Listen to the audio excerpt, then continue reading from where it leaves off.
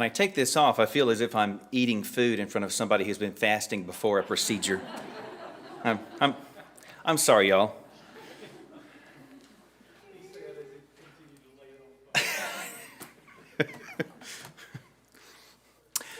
Thank you all. Pardon me. Thank you all for being here.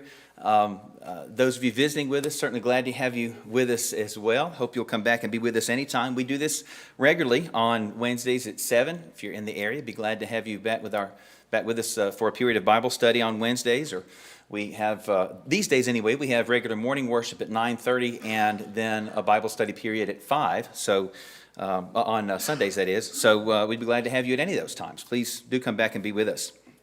We're ready for Acts chapter 18, still with Paul on his second missionary journey, and lesson 16 here. Eric will take us, we'll answer our first question here in just a minute, but before we get started with class, Sam has agreed to lead us in an opening prayer.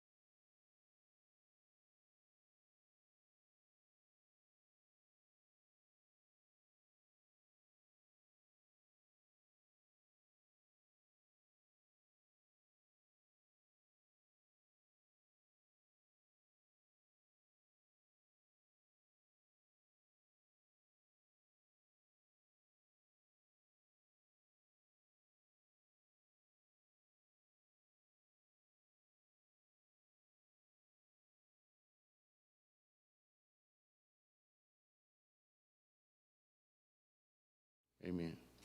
Yeah. Thank you, Sam.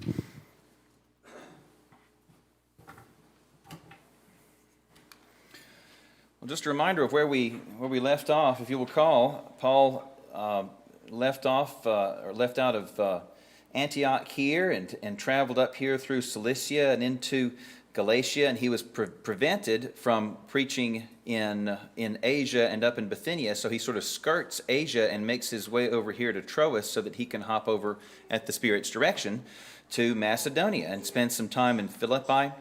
And then last chapter, he goes to Thessalonica and Berea, and then toward the end of last half of the chapter, he makes his way to Athens. Of course, he has his great address there at Mars Hill. And finally, he makes his way at the beginning of this chapter into Corinth. And I was supposed to hit this in order to zoom in so you can actually see that stuff. And he makes his way from Athens over here to Corinth. And that's where we pick up this time again, still in the middle of Paul's second missionary journey. Well, he meets a couple of folks, Aquila and Priscilla, Eric in Corinth. Why had they come to Corinth? And then what did Paul have in common with them? The Jews that were expelled from Rome by Claudius, and they had the same occupation, trade, which was tent makers. Yeah, and here's another occasion in which Luke verifies for us the historicity of his account.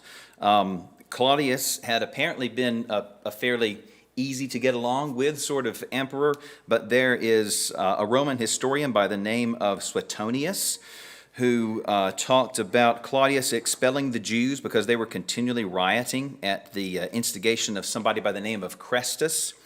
There are people who wonder whether that Chrestus is Christ, and yet the Jews at the end of the book of Acts don't seem to know much about Christ, and so apparently this Chrestus was not confused with Christ. It was somebody else.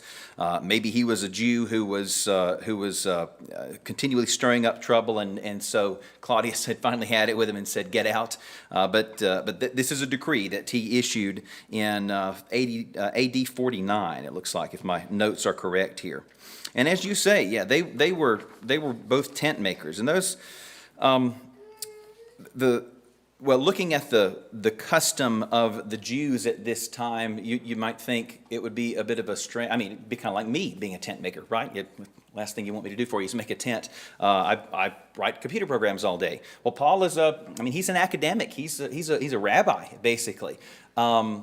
But here he is making tents. How do we square those two? Well, apparently it was the custom in those days for a man among the Jews to teach his son a trade, and usually the trade that you picked up was the trade that your father had, so that he could provide for himself, as Paul does here. As we don't see that mentioned explicitly so much here in the record of Acts, that he provides for himself the entire time that he's there. But as we look at the books of 1st and 2nd Corinthians, he makes clear that he does. In fact, he did provide for himself that entire time and never took a penny from them. So he is able, because of this training, to be able to provide for himself very well. In fact, most scholars of this period say that this was a pretty lucrative business. And as you can imagine, it keeps striking me as funny, the number of things that we think of as new these days. The gig economy is new. Well, no, Paul had the perfect occupation to participate in the gig economy. He could make tents anywhere he wanted to, and there would always be somebody who needed a tent wherever he happened to travel. So it was a very good traveling occupation. Interesting little note: the goat's hair that they might make the tents from leather or from linen, but goat's hair was another common one, and they would weave it very tightly, and it did a very good job of keeping the water out. And that was actually named for the place that Paul was from, Cilicia. Or I'm sorry, it's the other way around. It was called Cilicium or Cilicium, and that's what Cilicia is named for, is this goat's material that they would make tents out of. Well, Stan, so we've mentioned a little something about Aquila and Priscilla. Were they Christians at this point before Paul met them, or clearly they become Christians later on? Did their conversion happen sometime afterward? I don't know. Is Okay. that the answer you're looking for? Moving on. they are introduced by their occupation, not as disciples, as Luke often does when he introduces a new character to the story. So maybe it's because they weren't. Maybe it was because the occupation is more pertinent or germane to the story of his time in Corinth, as you mentioned. At the very least, I see them being of strong moral fiber. Right.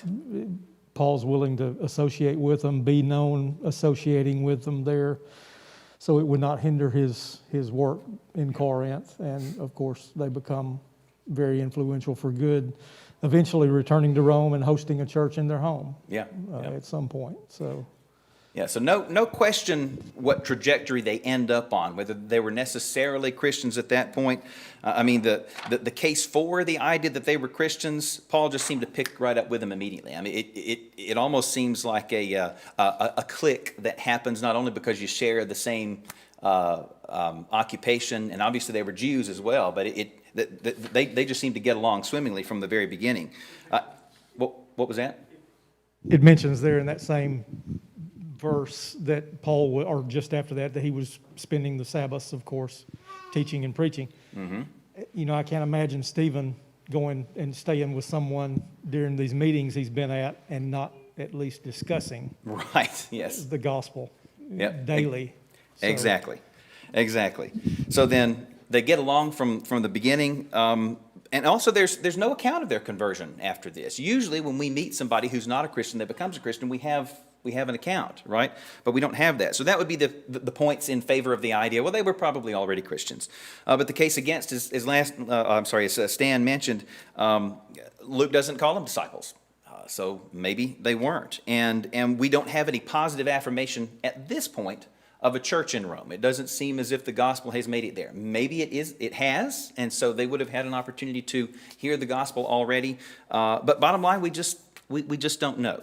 We know that they become, as Stan said, they become very faithful, a very faithful couple. But at this point, we don't know exactly what their status is before they meet Paul. Well, Paul came to Corinth on. Oh, Sam, go ahead. One thing I think that leans towards them possibly already being Christians is their ability to reason with Apollos and to teach him the full gospel so that he would know it. And it seems it's a relatively short time from this occasion when Paul joins himself till they go over to Ephesus and Apollos comes to Ephesus. So I don't know, that's just maybe one other point that kind of leans in that direction to me. Yeah, well, we'll tell you what, I will not get ahead of myself on the questions. Maybe I'll argue with you here in just a minute when we get to the relevant point. So I hear what you're saying, and again, I don't know that it's critical that we prove it one way or the other, but I'll offer a point in contradiction, I guess, here in just a minute.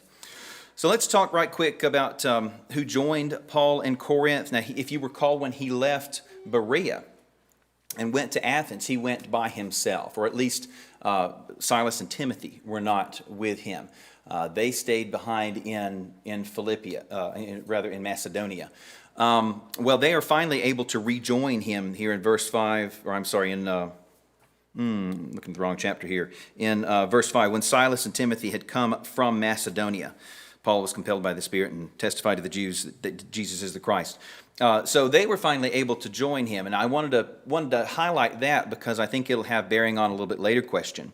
And while we're here, before we get into talking about just how things go in Corinth, per the account here, just a reminder about what kind of a place Corinth was.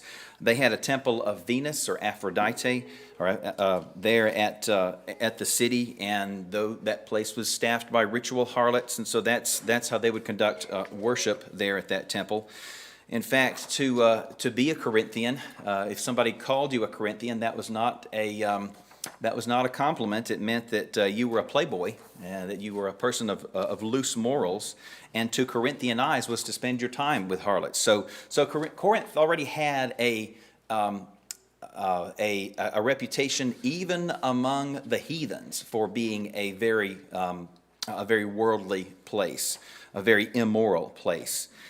But furthermore, if you look at where they're situated here, they're situated right here on this isthmus between the mainland of Greece here and the Peloponnesus, this big peninsula out here. And so you've got this one port city that's listed here, Cenchrea, on the east side. There was another port city over here, the name of which I'm going to butcher if I don't look at it exactly, Lechium, that was on this side. And so you can imagine if you're sailing with goods from this part of the Mediterranean over to Italy, let's say, you could sail all the way around the Peloponnesus here, but that could be fraught with danger. And so it actually ended up being safer to come over here, dock in Cenchrea, unload your stuff, and then move across this relatively narrow isthmus over to Lechium, and then complete your journey over this way.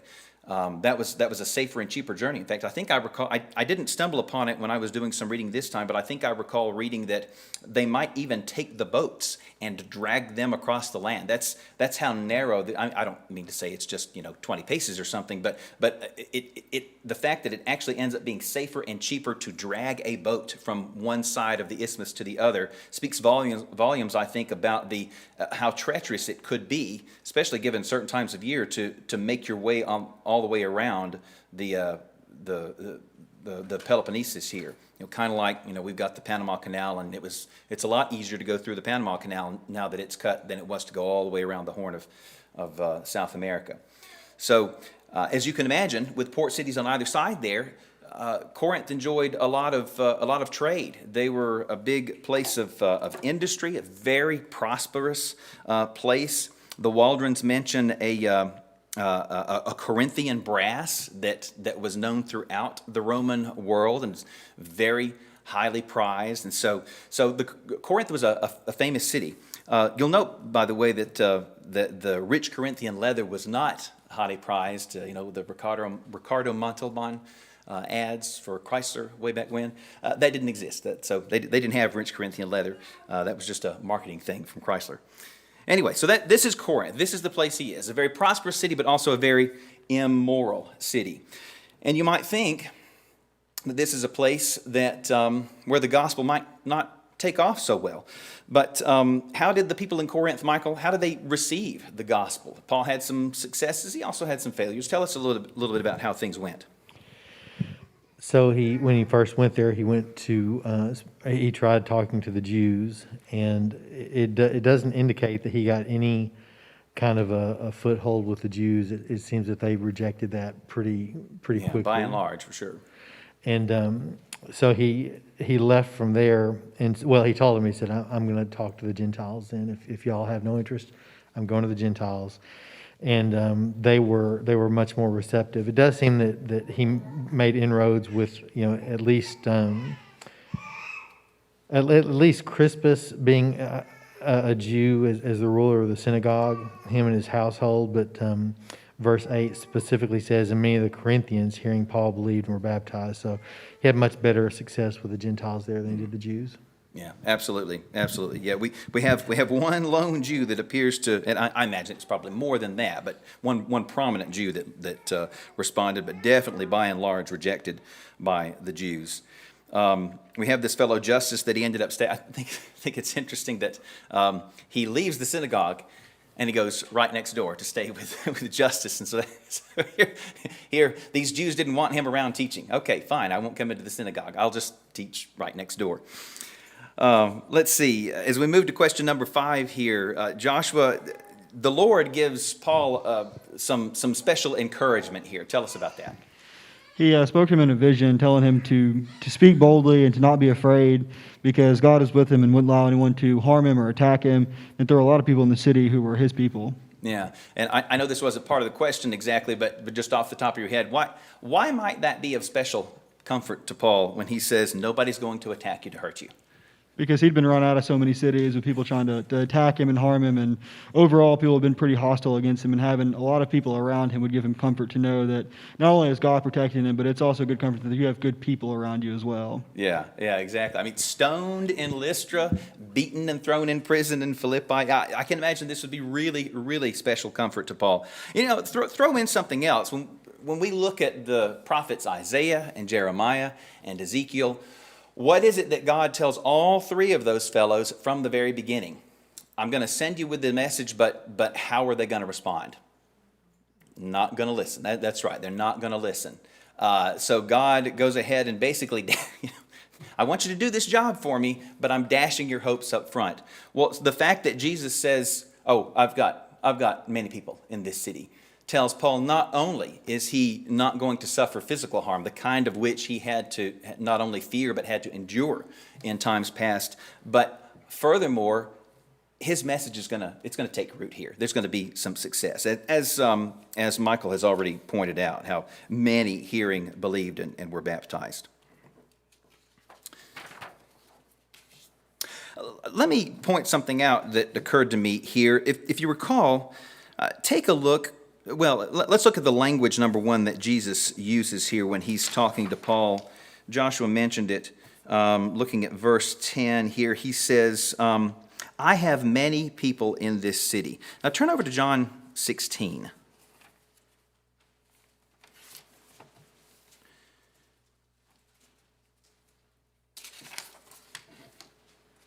I'm sorry, not John 16. It's verse 16, but it's in John chapter 10. John chapter 10, verse 16.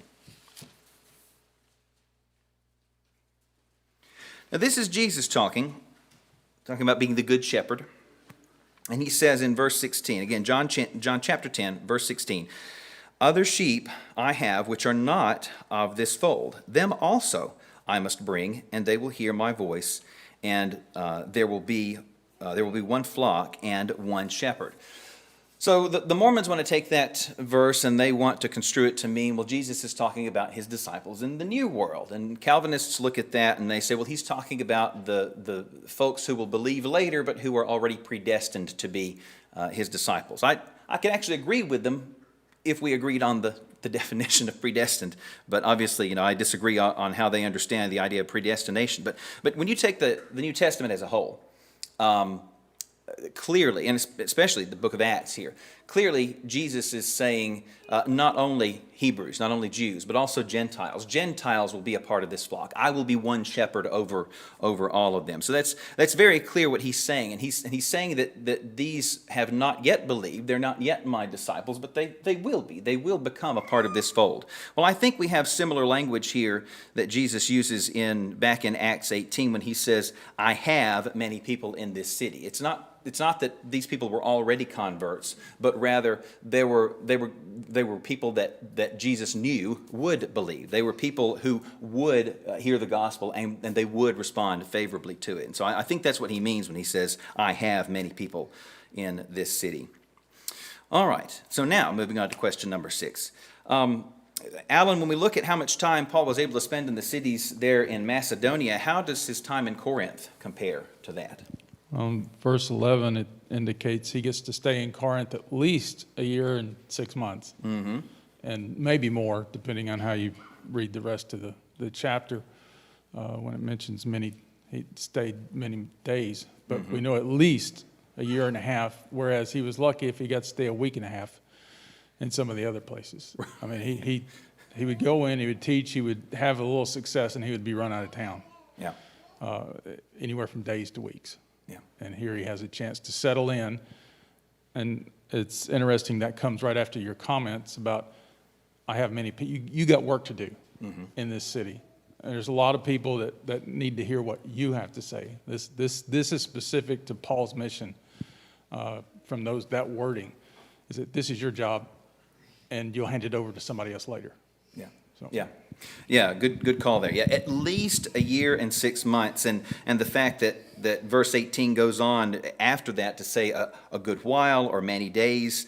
I mean, I don't know that we have a full 2 years here, but it sounds to me like it's a year and 6 months plus some amount of time. And so then, Sam, to your point, where you said that Aquila and Priscilla were able to persuade Apollos, well, this was perhaps as much as 2 years in. And so, again, not that settles the issue either way, and not that we have to settle it either way, but here you have two clearly very faithful Jews who became Christians if they were not beforehand, and it would not be outside of the realm of possibilities that I could see that they could persuade a man even like Apollos, even after having been Christians for a fairly short period of time.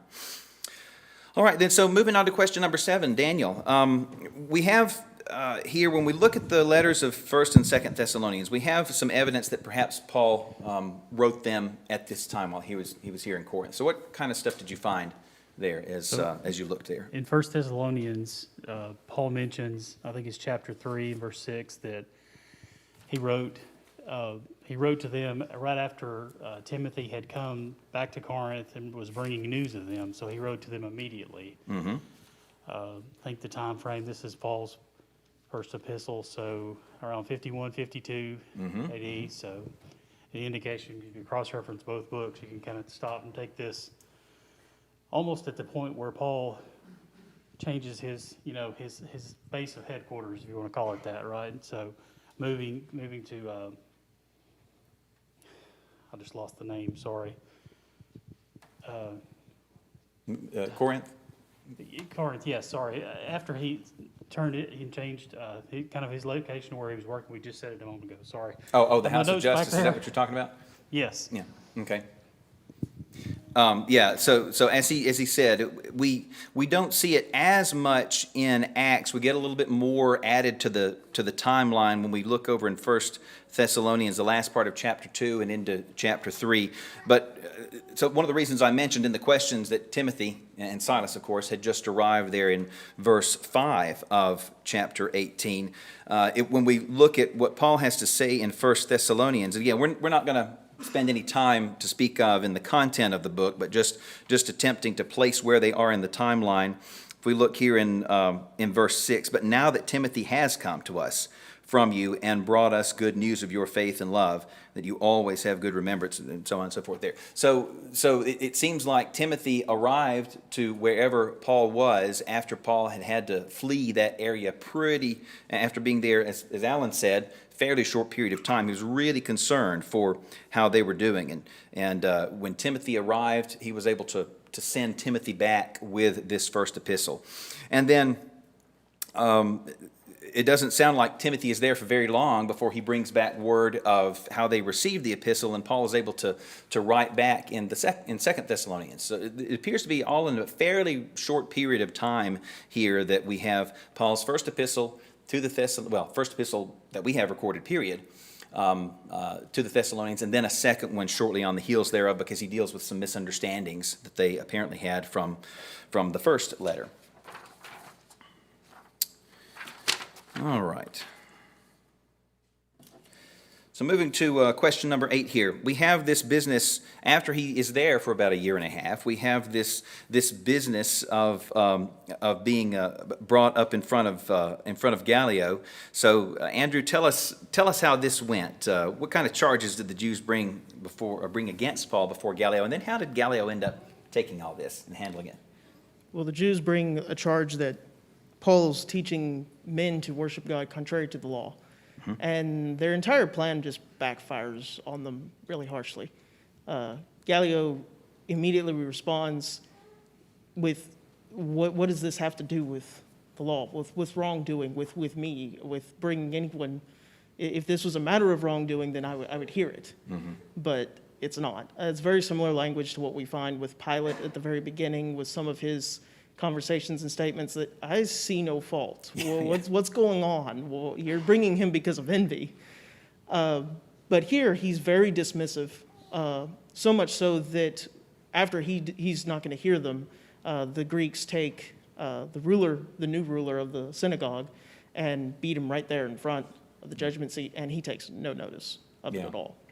Yeah, there's a part of this that is very understandable. This fellow who is a secular ruler has no interest in getting into the details of the religion practiced by some of the locals here. I mean, can you imagine if we went to, I don't know, Mayor Marks or somebody like that, and were complaining about, I don't know, how somebody was partaking the Lord's Supper. I don't know, something like that. I'm sure he'd say, yeah, this is not really my purview here. You guys work that out among yourselves. But this business about them taking Sosthenes and just beating him there in front of the judgment seat, it seems really strange because your Roman officials tended not to care for this kind of mob justice. They would usually put that kind of thing down. And so there are different ways people try to explain it. In fact, I mean, the King James, the New King James, they say the Greeks. But other translations just say they all. So there is some question as to whether it was the Greeks that actually got hold of Sosthenes and beat him. It may have been fellow Jews who were upset that that Sosthenes bungled the attempt here somehow. He was the ringleader, but he wasn't able to get Paul. But even that doesn't seem quite right, because we don't think that Gallio would just sort of stand by and look away. So another explanation I've seen is that it wasn't so much that these Greeks amassed a mob outside and took this guy and beat him, but rather that in order to drive them from his presence, his own lictors, as they were called, got hold of Sosthenes and beat him because he was the ringleader. And Gallio certainly didn't take any notice of that because he was trying to get them out of there anyway. It's interesting to note, again, on the historicity side, Gallio, you've heard of Seneca for sure, the philosopher and the writer. Well, this was his older brother, Gallio. And again, Luke was thought to have been wrong for a long time because they didn't think that Gallio was a proconsul, but 1909, Luke's proven right again. There's an inscription from the Emperor Claudius that was found near Delphi, and it calls Gallio not only his friend but also the proconsul of Achaia. And of course, if you'll recall, this whole area here that includes Corinth is Achaia, as Paul will talk about even in his epistle to the Corinthians. Another thing, Sosthenes, speaking of the Corinthians and the letters to the Corinthians, is this the same fellow that Paul mentions in 1 Corinthians? No idea. It might have been. In other words, we had one ruler of the synagogue, Crispus, who converted. It's not outside the realm of possibilities that Sosthenes himself at a later date converted. But we can't say that for sure. There's a part of me that roots for him, that hopes it was, but we just don't know. All right, number 9, Doug. So what do we know about Paul's vow? It mentions down here, let me see. It mentions, leave him then, after he had, no, I'm sorry. I'll find it here in just a minute. Here we go, verse 18. Paul, he remained a good while, and then he took leave of the brethren, sailed for Syria, and Priscilla and Aquila were with him. He had his hair cut off at Cenchrea, for he had taken a vow. There's a certain amount of question as to, is it Paul who took the vow, or was it Aquila who took the vow? We're not going to answer that question here, but what do we know about whether it was Aquila or Paul? What do we know about this vow that he took? Definitively? Yes, definitively. Not much. All right, there we go. I found everything from, yes, it must have been a Nazirite vow, to no way it could be a Nazirite vow, and maybe it's a Nazirite vow. Right, So right. who knows? Maybe it's some other vow. Yeah, exactly. As far as Aquila versus Paul, I found in God's Word translation and the New English translation, they favor that. That's the way they put it, that it was Aquila. Okay. I like the net translation for one reason, net notes, because they explain why they came up with a given rendering. Okay. And most of the time they tell on themselves where they're wrong. I wasn't convinced that it was Aquila out of that. Okay. Yeah, so bottom line, we just don't know a whole lot. I will say that the force of the reading, Paul seems to be the subject, and so I dare say he's the one who's taking the vow. But what kind of vow it was, it's not necessary to construe this as a Nazirite vow. In fact, the fact that he's not in Jerusalem at the temple, shearing his hair and then burning it on the altar, that seems to argue against the idea that it was a Nazirite vow. There's another vow that Josephus mentions that where you would shave off your head, or your hair rather, shave off your head. That would be counterproductive. Shave off your hair at the beginning of the vow rather than at the end, like the Nazirite vow. Don't know. But the thing that I want us to notice here is that it was okay for Paul to enter into a vow, whether it was because he was keeping a Nazirite vow, he's abiding by the law of Moses here, or some other vow.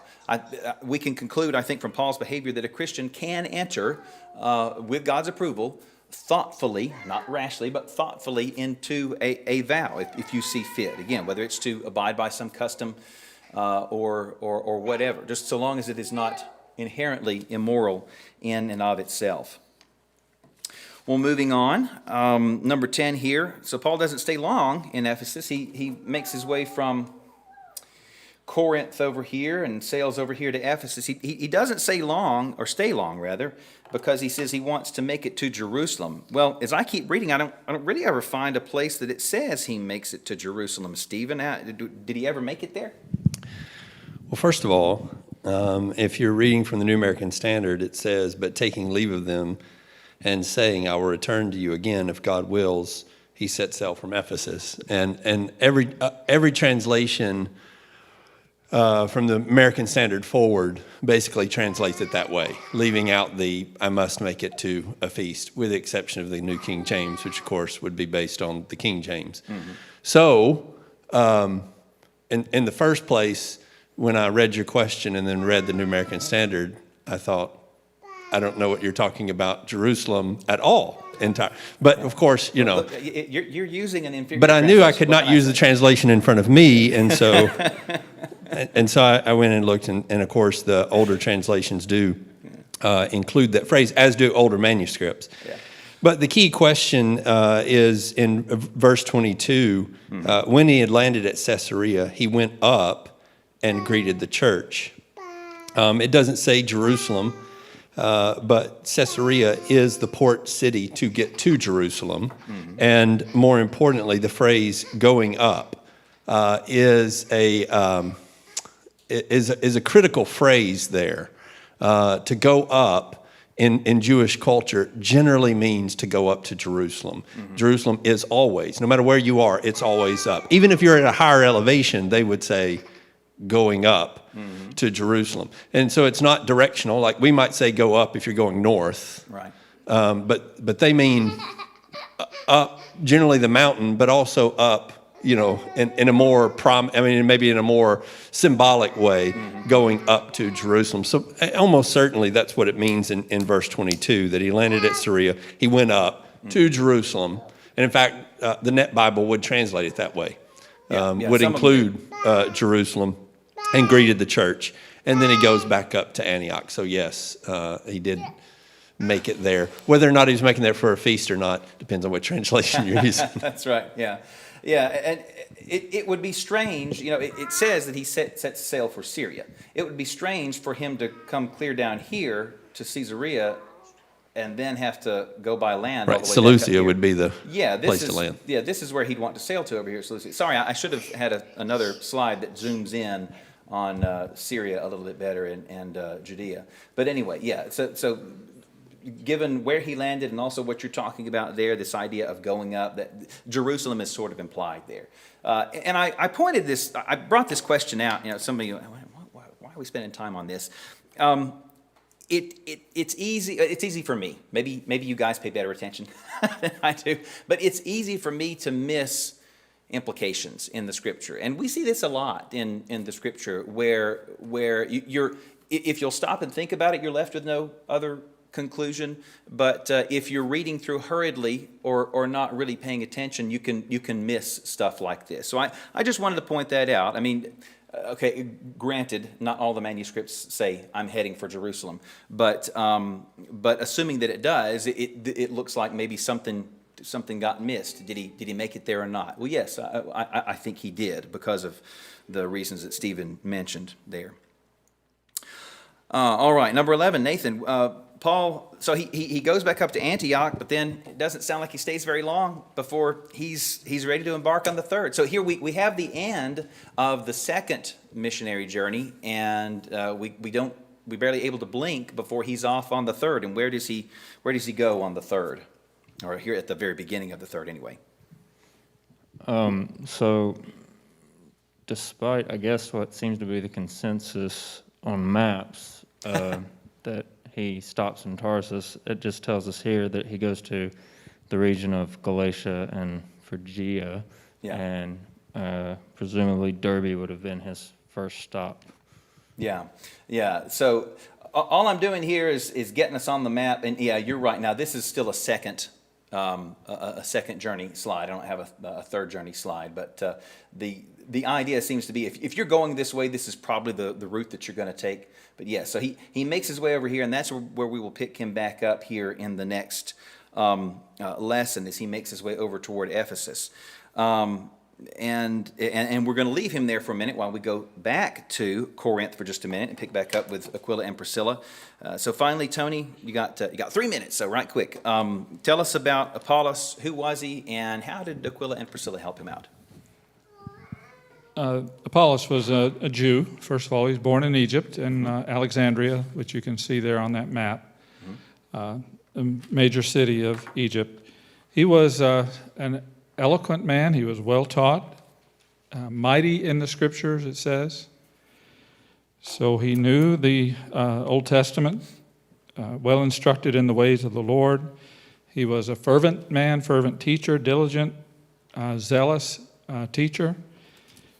And he taught and spoke diligently the things of the Lord, but he did not have full knowledge. He knew only the baptism of John, it says. So he was speaking in the synagogue one day, and Aquila and Priscilla heard him and realized what he was teaching and that it was not the complete truth.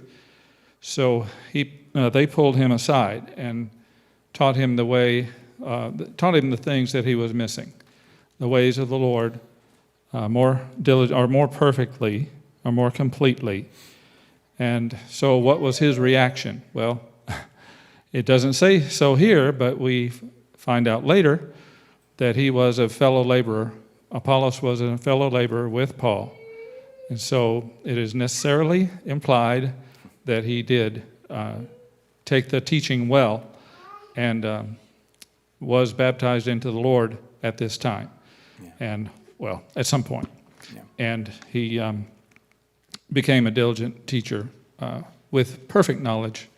You know what I mean by perfect? Complete knowledge, able to teach the truth without leaving out those parts that he had no knowledge of before.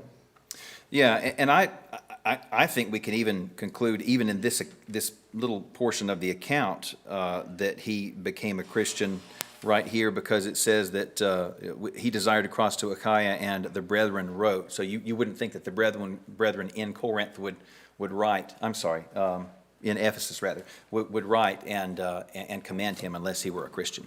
All right, I will shut up. Thank you so much for your attention and comments, and I hope to see you all on Sunday.